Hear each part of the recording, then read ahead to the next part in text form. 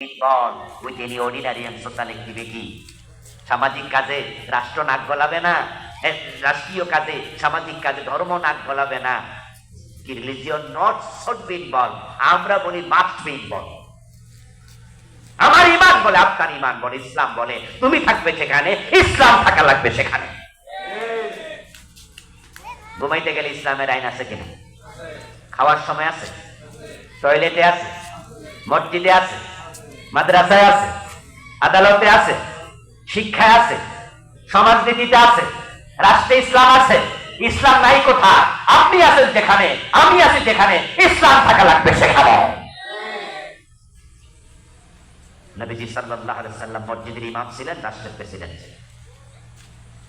উনি মেষের রাখাল ছিলেন, আবার প্রধান সেনাপতিও ছিলেন। নবীজি কি ছাগল চড়ান নাই? সেনা প্রধান ছিলেন না? প্রধান বিচারপতি ছিলেন না?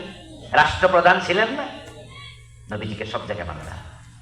লাকাদ কানা লাকুম ফি রাসূলিল্লাহি উসওয়াতুন হাসানাহ। দিস ইজ ইসলাম। আমার লেখা মোট 9টা বই আছে, আলহামদুলিল্লাহ। সামনে গাড়ি আছে, যাওয়ার সময় নিয়ে যাবেন না, সাহেব থেকে আছে গাড়ি। 3টা কাজ ছেড়ে দিলে ইমান বাঁচবে। দ্বিতীয় হচ্ছে সালাত, ইবাদতের দ্বিতীয়টা কি? নামাজ। আরে নামাজ না পড়েও দাবি করে সে মনে 5 ওয়াক্ত নামাজ আজকে 1 ওয়াক্ত করে নাই, এমন লোক এদেশে নাই। গত রমাদান একটা রোজাও রাখে না, এমন লোক নাই। এগুলা কি হিন্দুর বাচ্চা? মুসলমানের সন্তান। 10টা রাখছে, 20টা রাখে, 10টা রোজা রাখছে, 20টা রাখে।